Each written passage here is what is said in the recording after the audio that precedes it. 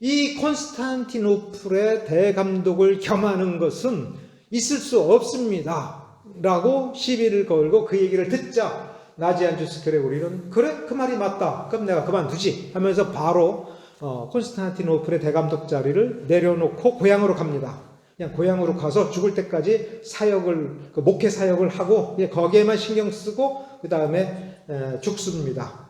그러면서 그 콘스탄티노플의 그 대감독 자리를 내려오자 넥타리우스라는 사람이 그 자리를 계승했다가 그러니까 이 사람은 특별히 중요한 일을 하지 않아요. 그냥 계승했다가 그 다음에 그 유명한 요한 크리스토스톰이라고 하는 황금의 혀라는 사람이 거기 대감독이 됩니다.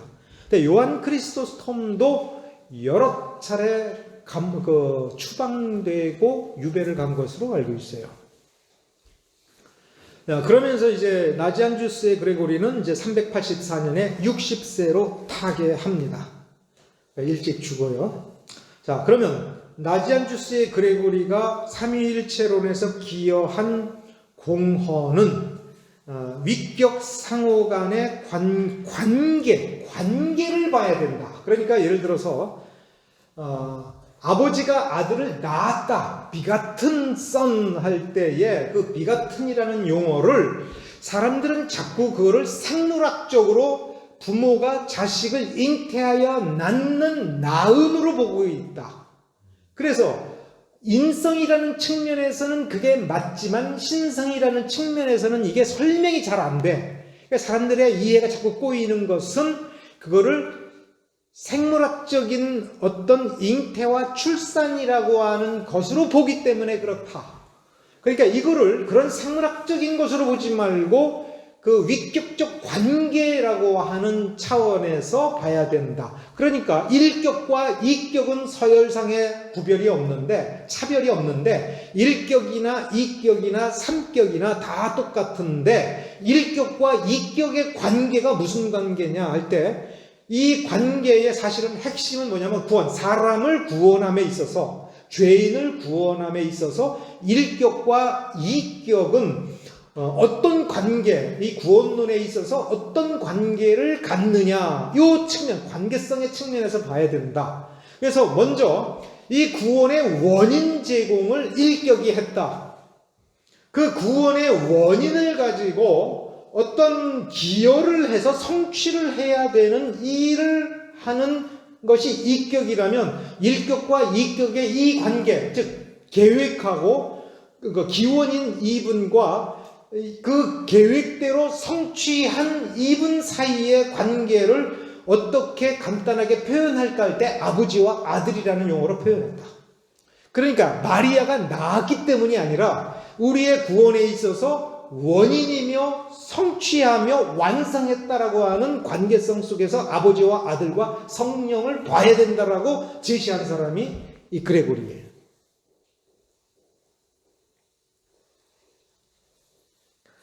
그러면서 이 관계를 구별할 때 일격과 이격의 관계성 속에서 어떤 개념이 성경에서 제시한 거냐면 낳았다, 출생이라고 하는 것.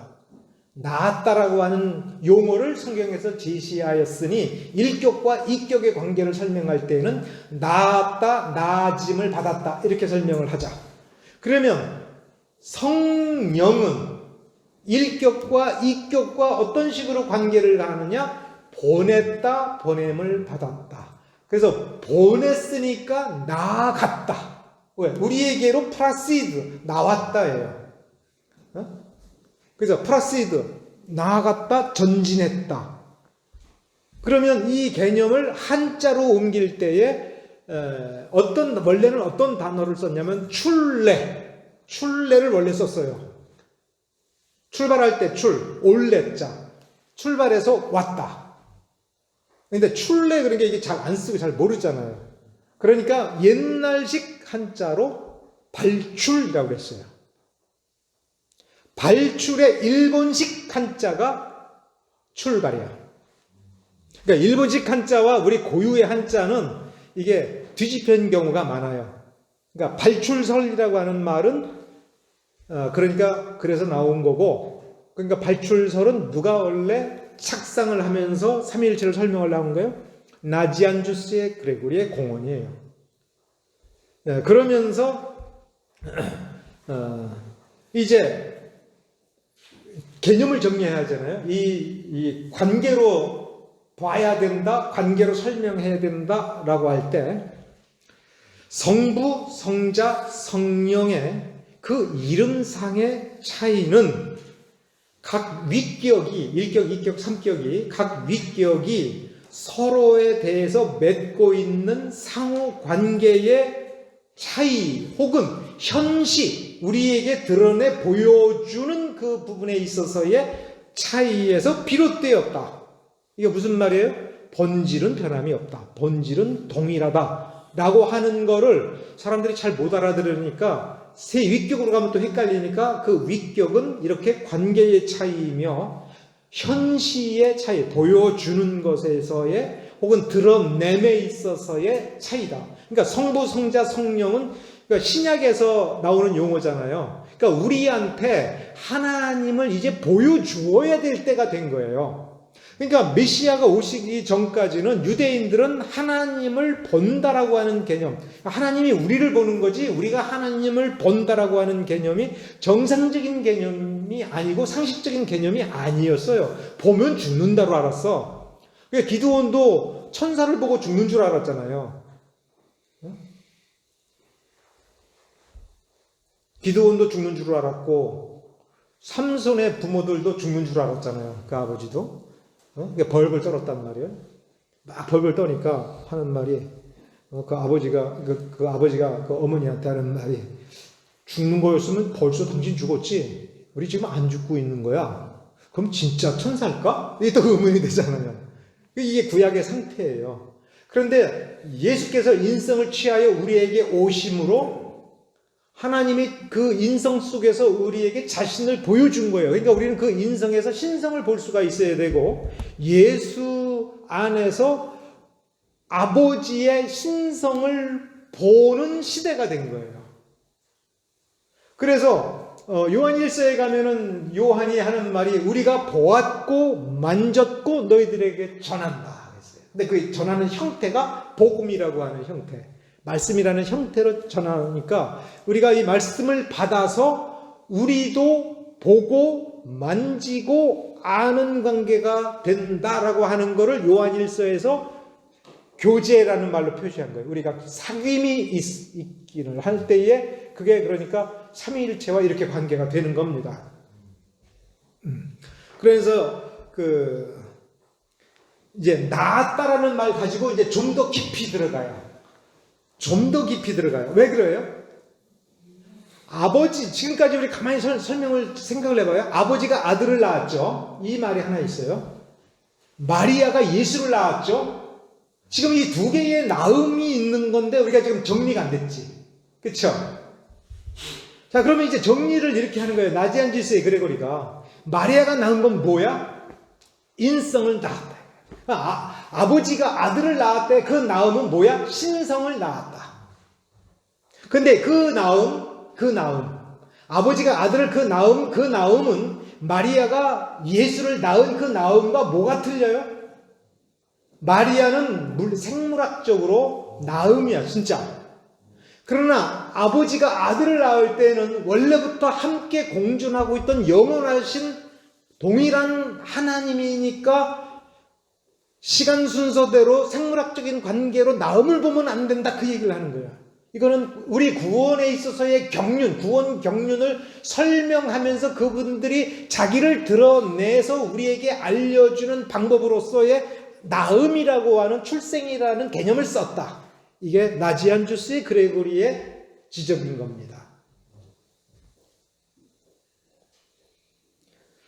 자, 그러니까 이제 이런 정리가 돼요. 어떤 정리가 되냐면 마리아가 예수를 낳기 전에 아들 하나님은 존재했었다. 이게 충분히 이해가 되는 거예요. 처음에 아리우스가 얘기할 때는 이게 막 헷갈리는데 이제 나지안주스의 그리고가 얘기한 거를 그 말을 이해를 해보니까 예수의 신성의 선제성이라고 하는 게 어떤 것인지 좀 더 구체적으로 이해가 되는 거예요. 자, 그러면서 이제 또 하나가 정리가 되니까 한 발 더 내딥니다. 뭘 내디뎌요? 우리가 조금 전에 성자는 뭐라고 그랬어요? 성자는 창조주라고 그랬죠. 이걸 좀 더 설명을 해야 돼요. 성자는 시간의 조성자다. 시간의 조성자다. 왜? 시간에 매이지 않기 때문이다. 갑자기 왜 이렇게 형이상학적인 이야기를 하는가? 이 형이상학적인 이야기를 왜 하지? 라고 할 때 사실 그 시대에 그에 관련되어 매우 중요한 문제가 제기됐기 때문에 그래요.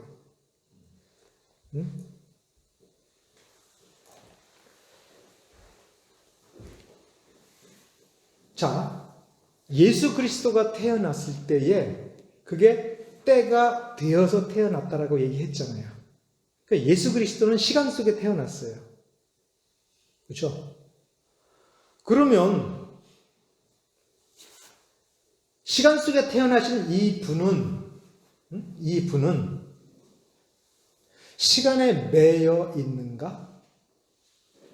이런 식의 의문 제기가 있었던 거예요. 성자는 출생 전에 존재했었던가? 존재하지 않았던가? 출생 전에 마리아로부터 태어나기 전에 성자가 있었는가 없었는가, 이게 아리우스의 주장을 따라가다 보면 필연적으로 나오는 질문이에요. 요쯤에서는 그 정도 질문이 이제 우습게 됐는데, 문제는 이 질문을 받아서 당연히 시간 속에 존재하기 전에 성자니까 하나님이니까 라고 설명을 할 때, 아니 그거는 니네들이, 이제 아리우스파가 하는 얘기야. 니네들이 성자는 하나님이라고 전제하니까 그렇게 얘기하지. 지금 시간 속에 존재하는 이분은 시간에 의하여 이때에 베들레헴의 그때에 태어나신 그분은, 그러면 그 시간이라는 것이 존재하기 전에 존재했었는가? 그러면 어떻게 시간에 매일까? 이렇게 질문을 했던 거예요. 그래서 일단 나지안주스의 그레고리가, 바실은 여기에 대해서 대답을 못했어. 근데 이제 나지안주스의 그레고리가 웅변수비결의 대가라고 그랬잖아. 그러니까 너 그러면 이거 한번 네가 먼저 대답을 해봐. 왜? 네가 지금 시간이라고 얘기했지. 그러니까 네가 시간이라는 말을 네가 썼으니까 네가 그 시간에 대해서 이 질문에 먼저 대답을 해봐. 시간은 시간 안에 있는가? 아니면 시간 밖에 있는가? 네가 이거 대답하면 내가 대답할게. 이렇게 된 거예요. 그러면서 만일 시간이 시간 속에 있는 거라면 무슨 시간 속에 있는 건지 얘기해봐. 그러면 또 그 시간을 제외한, 왜냐하면 시간 밖에 있었다고 했잖아요. 시간이 시간 밖에 있었다고 했으면 이 시간 말고 그 밖에 있는 그 시간은 도대체 무엇인가를 얘기해봐. 그리고 어떻게 시간이 시간 속에 포함되는가? 왜 그러냐면 피조물이라고 하는 거는 시간이라고 하는 거를 전제하고 있는 거예요. 그렇죠? 나는 몇 년도에 태어나서 몇 년도까지 사는 그 인생을 살아가면서 내가 존재할 때는 어느 장소에 어느 때에 반드시 존재하는 거예요. 그렇죠? 그러면 예수께서 베들레헴에서 모년 모월 모일 태어나셨다면 그분은 그 시간의 지배를 받는 거잖아요. 그런데 그분이 창조주라면 시간을 만드신 분이야. 그러면 그분은 시간 그 자체야. 왜 그러냐면 여러분, 우리가 받은 자비는 어디서 와요? 하나님에게서부터 오잖아. 그 하나님을 우리가 다른 말로 그 탁월성, 완전성을 얘기할 때 뭐라고 하냐면 하나님에게서부터 자비가 오는데 하나님은 자비 그 자체이신 분이야 그러잖아요. 자비 그 자체. 시간의 창조주는 예수야. 그럼 시간 그 자체는, 창조주가 시간 그 자체이기 때문에 그분에게 의하여 피조물적인 시간이 우리에게 나와서 이 시간 속에 내가 존재하는 거잖아. 그러면 예수가 피조물이잖아요. 그러면 그건 시간 속에 있는 거잖아. 근데 그분은 원래 시간 그 자체야. 지금 그 얘기하는 거예요. 그러니까 너희들이 예수 그리스도의 선제성을 가지고 얘기하고 선제성을 부정하면서 예수는 이때에 태어났으므로 이 피조물이다라고 얘기할 때에, 그러면은 네가 신격화되었다고 치자. 자, 그러면 이렇게 돼야 돼. 시간에 대해서, 네가 말하는 그 시간의 개념에 대해서 얘기를 해봐. 우리는 지금 그러면서 이런 질문도 해요. 그레고리가 만일 시간이 시간 안에 포함되지 않는다면 무시간적인 어떤 시간을 생각할 수 있는 그 초월적 지혜는 무엇인가?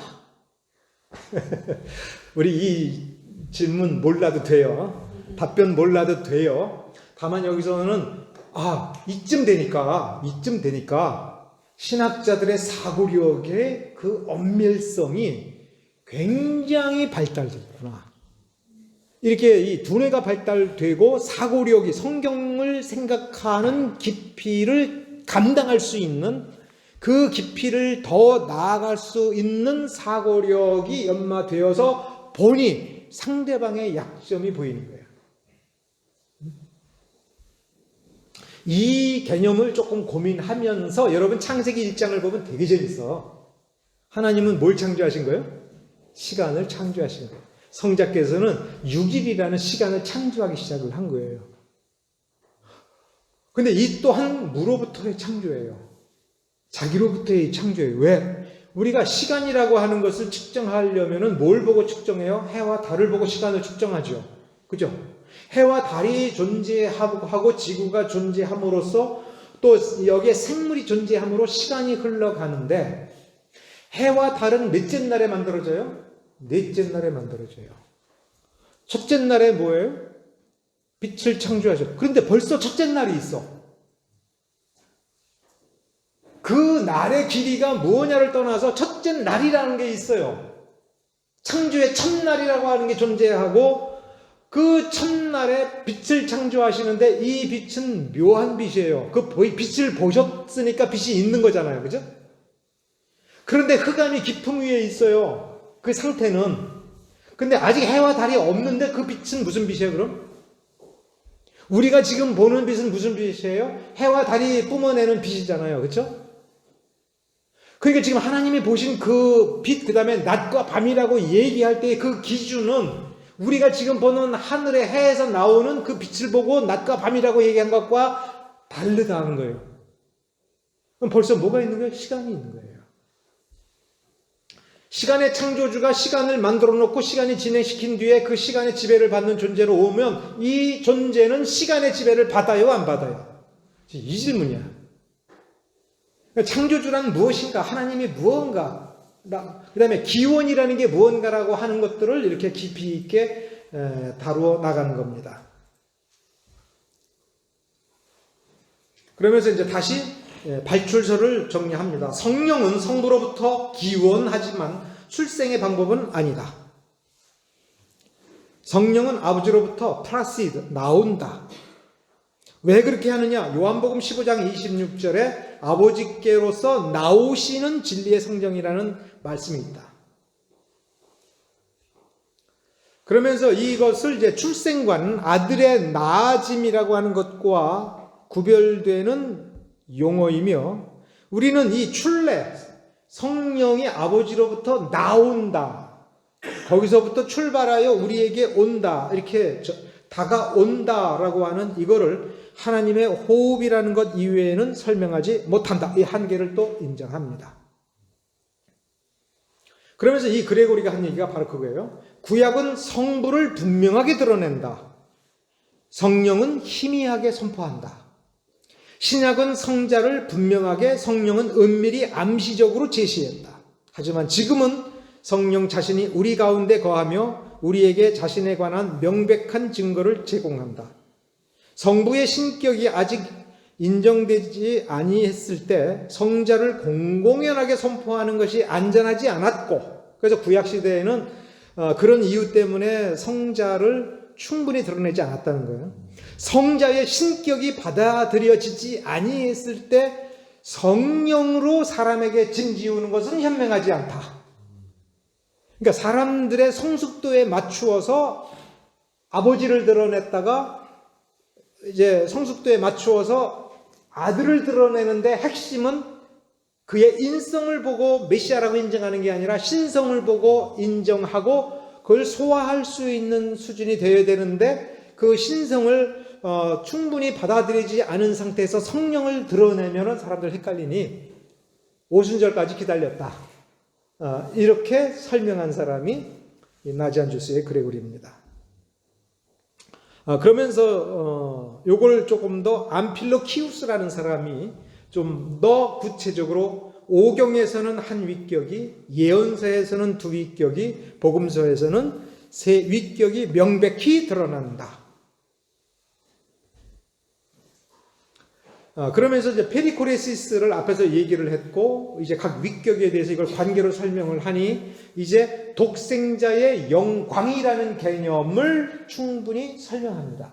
그래서 조직신학에서 이 사람들에게 어필하기가 굉장히 어려우면서도 매우 나중에 결정적으로 다뤄야 될 것이 이 독생자의 영광이 뭐냐. 그러니까 삼위일체론을 충분히 소화하고 인격의 그 속성의 교류라고 하는 증거를 소화하고 나서 비로소 이해할 수 있는 것이 독생자의 영광이에요. 그래서 독생자의 영광이라고 할 때에는 그것은 당연히 예수 그리스도, 사람으로 오신, 사람으로 나타나신 예수 그리스도의 신성을 인정할 때에만이 독생자의 영광이라는 개념을 충분히 반영하여 성경의 가르침을 사람들에게 설명을 할 수가 있게 되거든요. 이건 역시 그러니까 아리우스파가 예수는 피조물에서 출발했다라고 하는 부분에 대한 반박인 거예요. 그러면서 이제 380년, 즉 콘스탄티노플 종교회의가 개최되기 직전에서 이제 아리우스파에 대항하여 하는 싸움에서 성령의 신성과 인격에 대해서 충분히 진술하는 그런 논증을 이제 380년경부터 본격적으로 제시합니다. 그러면서 이제 이렇게 논박을 합니다. 성령이 실체가 아니라면 하나님의 본성을 가지고 있지 않다면 성령, 그러면 이 말은 성령도 피조물인 거예요. 그러니까 아리우스파는 예수가 피조물이었다가 그 다음에 성령도 피조물이 되는 거예요. 그러니까 성령이 하나님과 동일 본질 그리고 본성을 가지고 있지 않다면 그는 우연에 속한 존재가 된다. 피조물이 된다. 피조물이란 우연, 역사와 시간에 종속된 존재고, 그렇다면은 성령은 하나님의 한 행위가 된다. 하나님이 만든 행위가 돼버려요. 그러니까 아리우스파의 주장대로 하면. 그렇다면 성령은 영향을 받는 존재가 되는 거다. 이게 말이 되냐? 이제 이런 설명이에요. 그래서 하나님은 그러니까 성령은 실체이기 때문에 피조물이 아니라 하나님이다. 성령은 실체다. 하나의 완전한 하나님으로서 조금도 부족함이 없다. 그러면서 이걸 정리를 이제 이렇게 해요. 성령은 근원으로부터 나오는 한 피조물이 아니다. 근원으로부터 나오는 어떤 한 피조물이 아니며 출생되지 않는 한 성자가 아니며 비출생자와 출생자 사이에 있는 한 분 하나님이다. 하나님이다. 출생자와 비출생자 사이에 있는, 성부와 성자 사이에 있는 하나님이다. 이제 이렇게 위상을 정립합니다. 그러면서 이제 나지안주스의 그레고리가 저 유명한 이야기를 합니다. 아까 했던 얘기. 우리는 빛에서부터 나온 빛을 빛 가운데에서 파악한다. 왜 빛이란 말을 3번 써요? 한 본성, 한 본질을 동일하게 가지신 한 하나님이기 때문에. 그래서 우리가 바라보는 건 하나님의 영광이라고 하는 것을 봐요.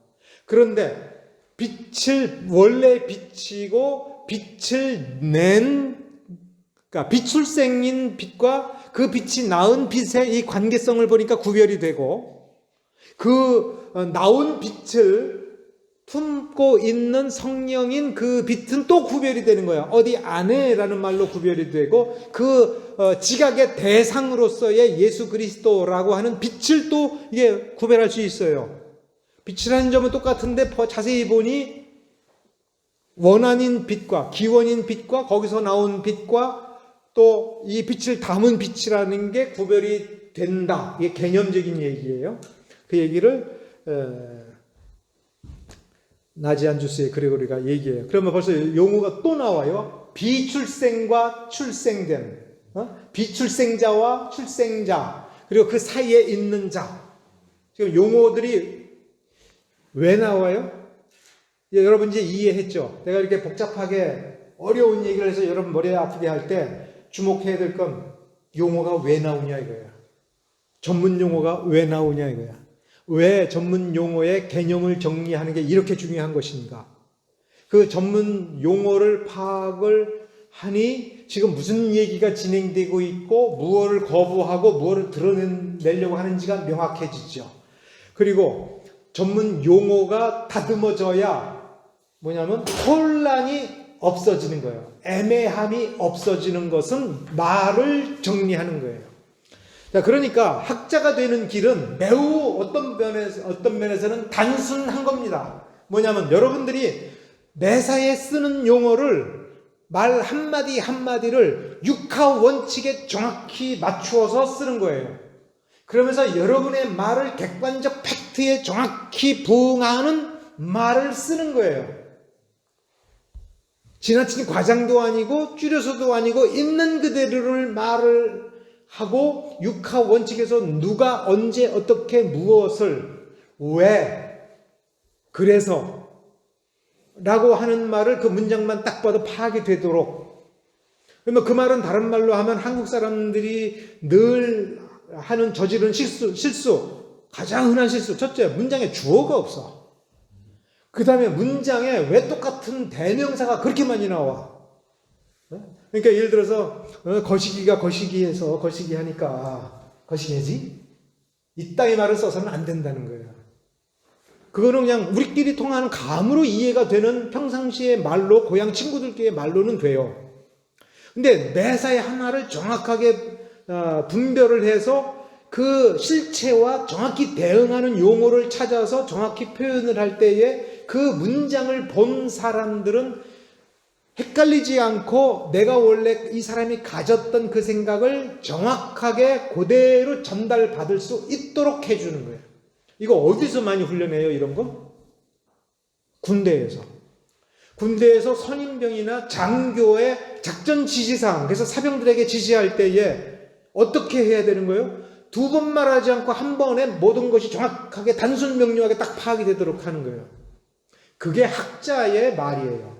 학자는 그거를 가다듬어서 깊이 들어갈 수 있도록 해주는 거고, 그래서 저 사람이 뭘 헷갈릴 때에 요 개념 때문에 헷갈리는구나 해서 그걸 딱 포착해서 그 개념을 딱 잡아주고, 그러면서 그 개념의 한계, 이 말은 여기에서 여기 사이에서만 쓰고 요거 넘어가면 위험해라고 하는 걸 분명히 알려주는 거예요. 그러면 안 헷갈려요. 헷갈리지 않게 하는 거예요.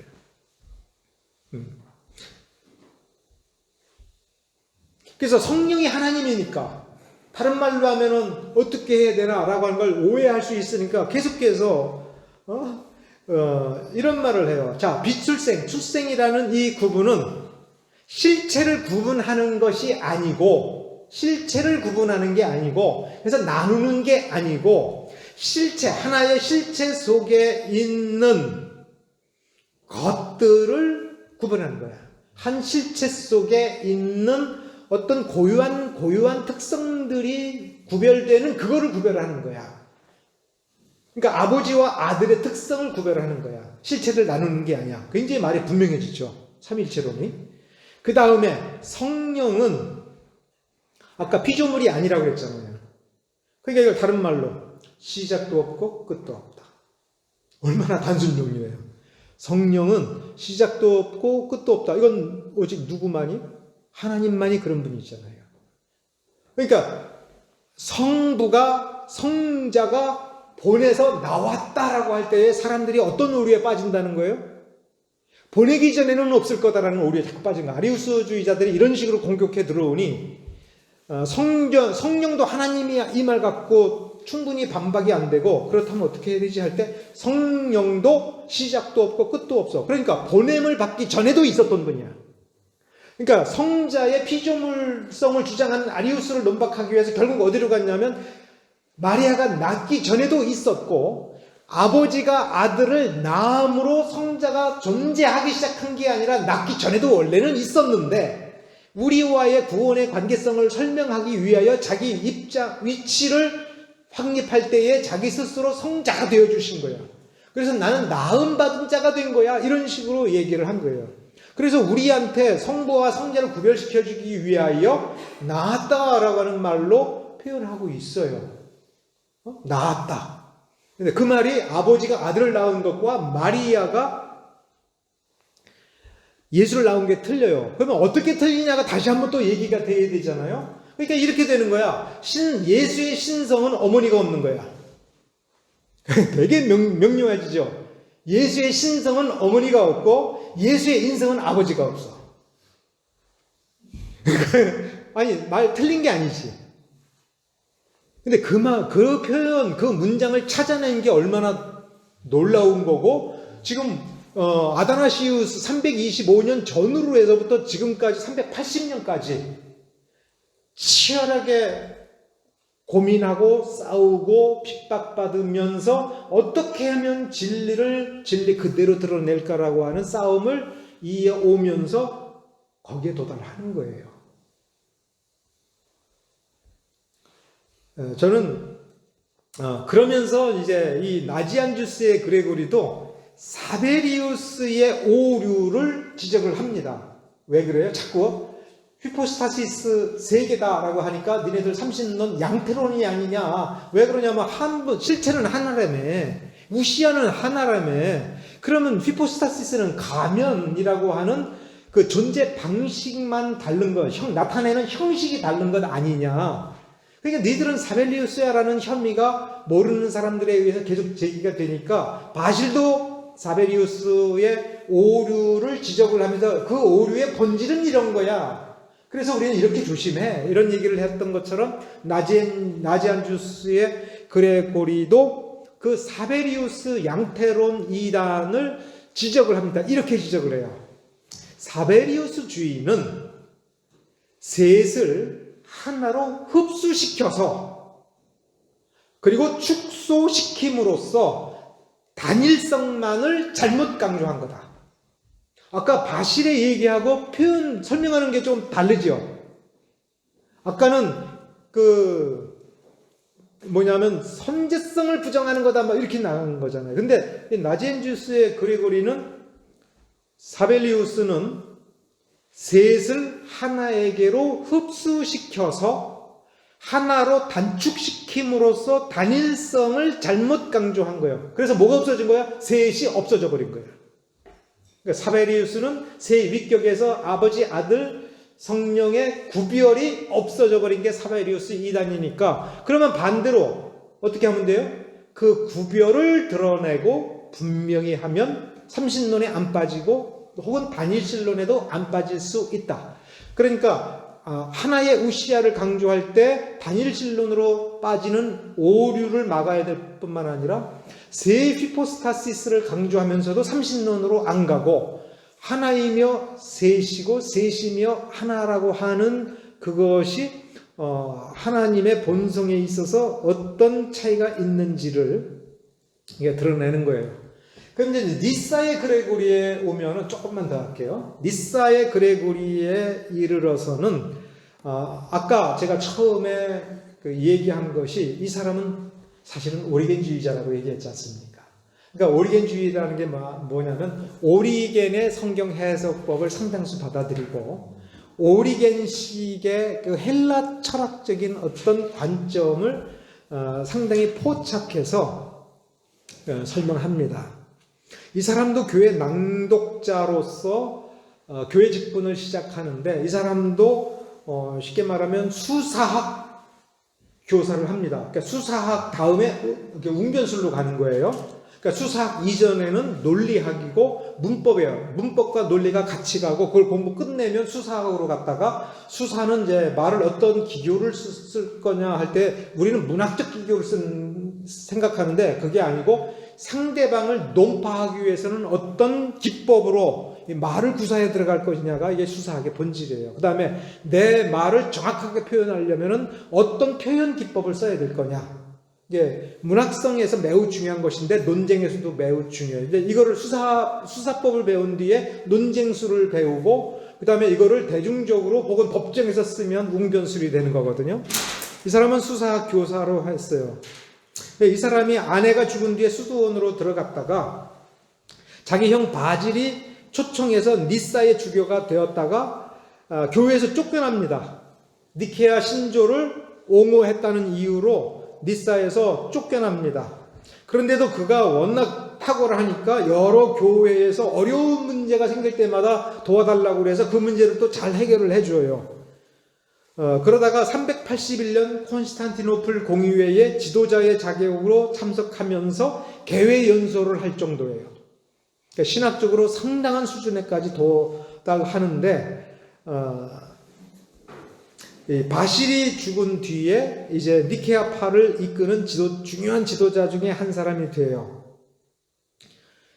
그러면서 원래 이 사람은 성격이 조용하고 겸손하지만 그러나 이 내면에는 그 영혼에 맹렬한 뜨거운 어떤 사람이에요. 그래서 니케아 신조를 설명하고 제국을 돌아다니면서 설명을 하는 데에 굉장히 탁월한 재능을 발휘해요. 그래서 이 황제가 이 사람을 황제 고문으로 발탁을 해서 이제 황제가 이 사람에게 특혜를 주어서 제국 전체를 자유롭게 여행하면서 주요한 지도자들에게 니케아 신조와 콘스탄티노플 신조를 충분히 설명하도록 해요.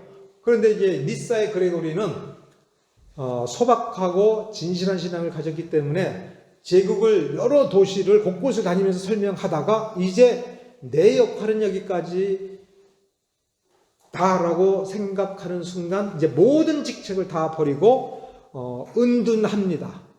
그래서 니사의 그레고리는 어디서 언제 죽었는지를 아무도 몰라요.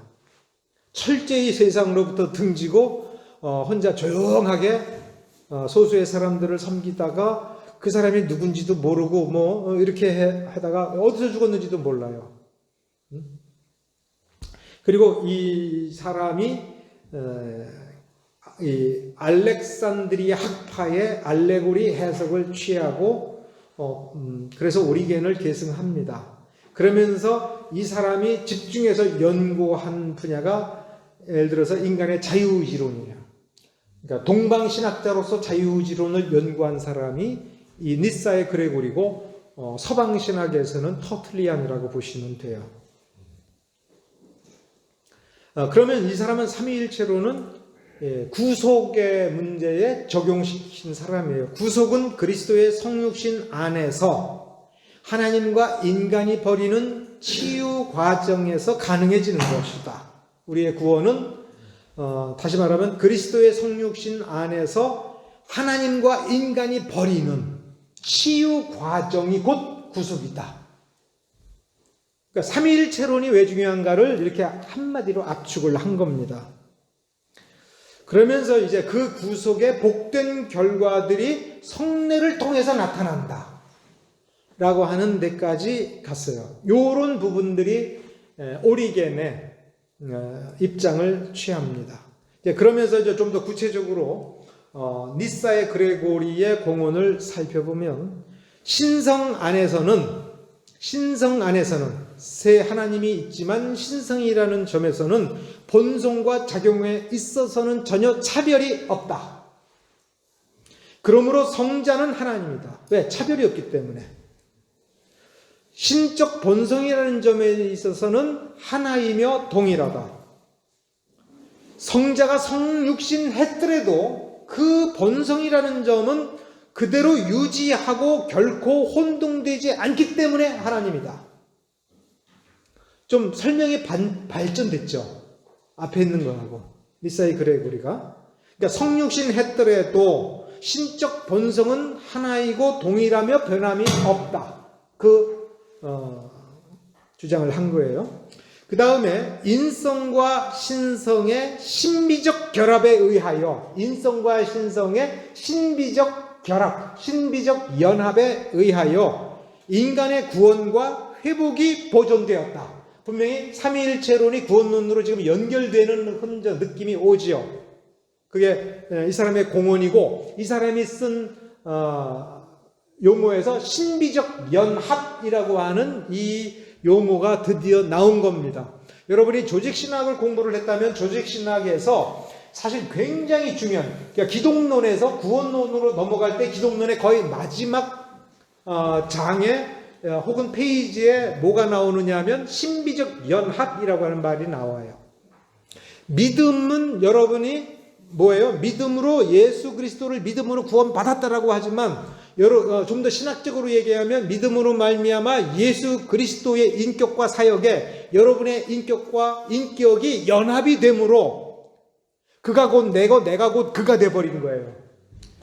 그러니까 하나님은 딱 보니까 나는 예수의 이름만 믿은 걸로 나는 인식을 하지만 하나님이 보니까 예수네 이렇게 된 거예요.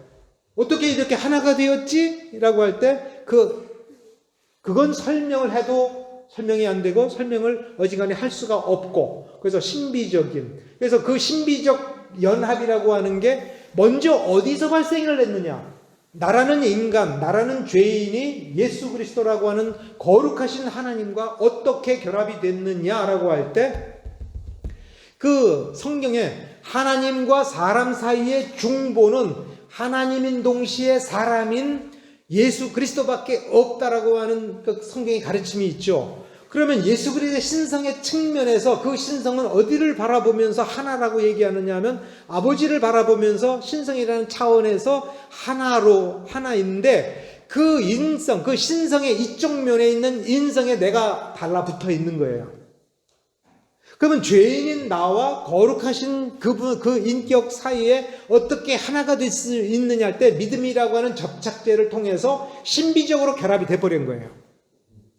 그래서 성자를 딱 뽑으니까 거기에 누가 딸려간 거예요? 내가 딸려간 거예요.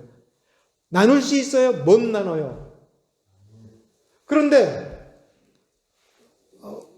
둘이 섞였어요. 여러분이 예수를 믿고 예수로 말미암아 구원받고 예수의 몸이 되었을 때, 몸된 지체가 되었을 때 예수와 여러분이 섞였습니까? 섞였다라고 하면 그건 이단이야. 이게 삼위일체론적 이단이라는 게 이런 거예요. 섞였다라고 하면 안 되는 거예요. 안 섞였어요. 그런데도 하나야. 하나가 되었어요. 응? 이해가 됐어요? 그래서 신성과 인성의 신비적 결합이라고 하는 이거는 우리 구원론을 이해하는 데 있어서 본질적으로 파악하지 않으면 안 되는 거예요. 우리가 매일 성령과 하나가 되잖아.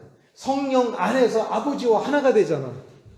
그럼 신비적 연합을 이해를 못하면 이거 이해 못하는 거예요.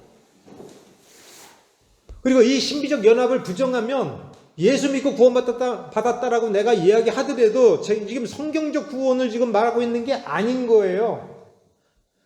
근데 그게 뭔 소리야? 이렇게 얘기하면 지금 뭔 소리인지도 모르고 자기가 이단이니 아니니 그런 얘기를 하고 있는 거예요.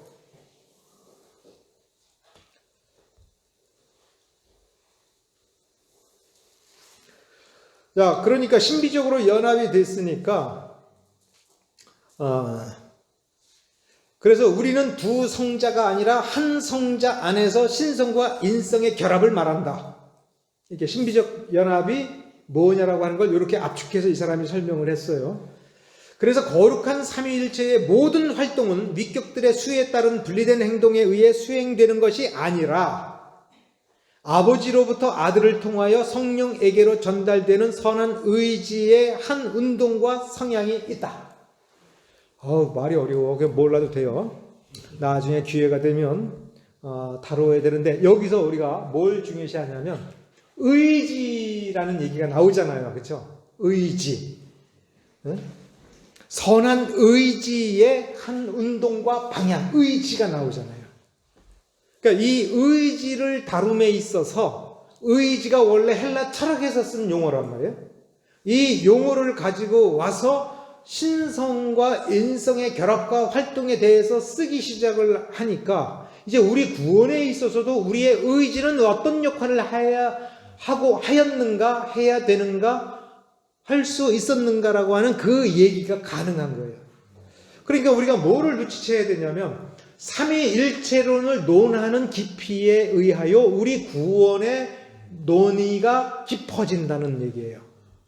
삼위일체론에서 이제 아버지, 성자와 그러니까 성부, 성자, 성령의 의지를 다루고, 그 의지와 실행 사이의 성향이라는 거, 의지와 성향이라고 하는 거를 니사의 그레고리 때에 와서 이제 다루게 됨으로써 우리는 구원에 있어서도 이제 이후에 의지의 문제를 다룰 수 있게 돼요. 우리의 죄를 행함에 있어서 혹은 선을 행함에 있어서 우리 의지는 그 행위를 할 수 있느냐, 할 수 없느냐, 그 의지는 어디에 종속되어 있느냐, 어디에 예속되어 있느냐, 그 예속성이 그 책임성을 어떻게 야기하느냐, 이런 문제가 제기되는 거예요.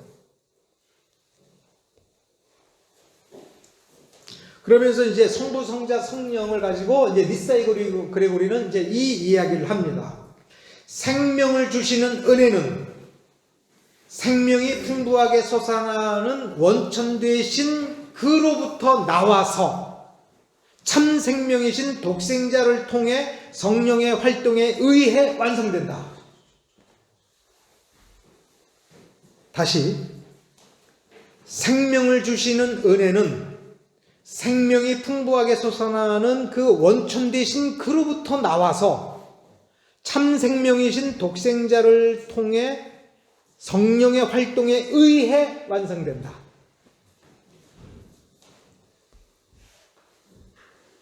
이거를 한마디로 압축한 용어가 뭐냐면 하나님의 주권적 은혜, 요 어구예요. 왜냐하면 원천이 성부잖아요. 핵심 생명의 생명 그 자체, 참 생명은 독생자 예수 그리스도잖아요. 그 독생자 생명의 생명 참 그 자체인 독생자는 어디서부터 나와요? 그 원천인 아버지로부터 나와서 성령이 활동하여 우리에게 그 생명을 주는 은혜를 주시고 그 은혜를 완성하시잖아요. 그러니까 그 완성은 성부, 성자, 성령이 역할을 나누어서 원천과 그 자체, 원천에서 샘에서 나오는 생명수, 그리고 생명수를 가져다 주어서 우리에게 그 효력을 미치게 하는 그 활동, 이게 조합이 되어서 우리가 영생을 얻는 거다라는 이 설명. 그러니까 삼위일체가 뭔지 이제 확실히 드러나죠. 왜 예수를 피조물이라고 얘기하면 안 되는지, 그거는 그냥 처음에는 현학적인 어떤 논쟁이고 시간 많은 사람들이 하는 이야기인 것 같은데, 아리우스주의로 가는 거하고 아다나시우스주의로 가는 것에서 아다나시우스를 옹호하는 이 니케아파가 지금 계속해서 가만히 보니까 여러분들이 지금 이해하고 있는 복음적 신앙의 그 내용들, 그 다음에 여러분들이 복음적 신앙을 설명할 때에 종종 동원하는 그 용어들이 바로 이 논쟁을 통해서 이들에 의하여 다듬어져서 정립이 된 거죠. 그러니까 여러분이 지금 그 복잡하고 그 묘한 그런 얘기들, 예를 들어서 생명을 주시는 은혜는, 생명을 주는 은혜, 구원의 은혜는 아버지로부터 나와서 그 생명 자체인 예수를 통해서 성령의 활동에 의거하여 완성된다. 아주 복음적이잖아요. 복음 전체를 압축한 거잖아요. 이게 곧 복음이라고 말할 수 있잖아요. 근데 이렇게 용어가 정리되는 데는 그야말로 몇 대에 걸친 치열한 싸움이 있어요. 이제 그러면서 이제 이 니사의 그레고리는 이제 설명을 제가 이 부분은 잘 안 하겠지만, 지금까지는 니사의 그레고리 이전까지는 삼위일체라는 용어, 그 다음에 삼위일체에서 삼위가 갖는 관계성, 이거 얘기했잖아요. 근데 그 관계성의 내면적 관계성, 그 아버지와 아들과 성령 사이의 권능은 어떻게 이게 주고받느냐 할 때, 예를 들면 성부는 권능의 근원, 성자는 성부의 권능, 성령은 권능의 영, 이렇게 정리를 했어요.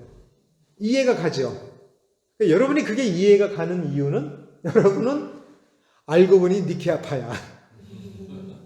아리우스파 같으면 그게 용납이 안 돼요. 피조물이잖아. 성자도 성령도 피조물이잖아. 응? 자, 그러면 성령은 어떻게 받아요? 성령을 받아요. 우리가 어떻게 받아요? 성부로부터 출래하여 성자를 통하여, 성부로부터 나오는데 성자를 통하여 우리가 성령을 받아. 그러면 또 여기서 니사의 그레고리가 매우 중요한 말을 하나 해요. 결정적으로 중요한, 진짜 중요한 말을 하나 해요.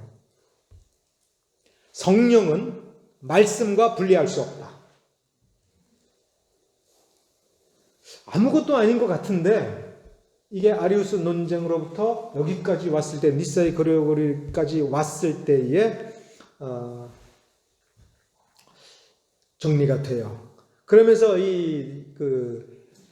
나지안주스의 그레고리가 콘스탄티노플 공유에 381년 공유에서 활약을 하고, 그 다음에 역시 니사의 그레고리도 활약을 하지만 이제 그거를 해설하러 다녔다고 했지 않습니까?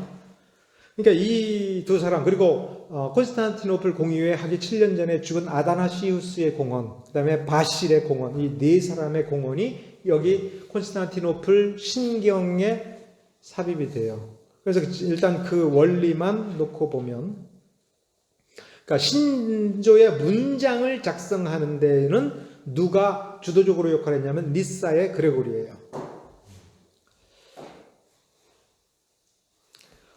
그러면서 니케아 신조를 다시 그게 옳았다라고 하는 걸 확인하면서 호모이오시오스, 그 유사 본질이라는 용어는 배격해야 된다라고 하는 걸 최종적으로 확정합니다. 그러면서 호모우시오스를 이런 식으로 써야 된다라는 걸 확정합니다.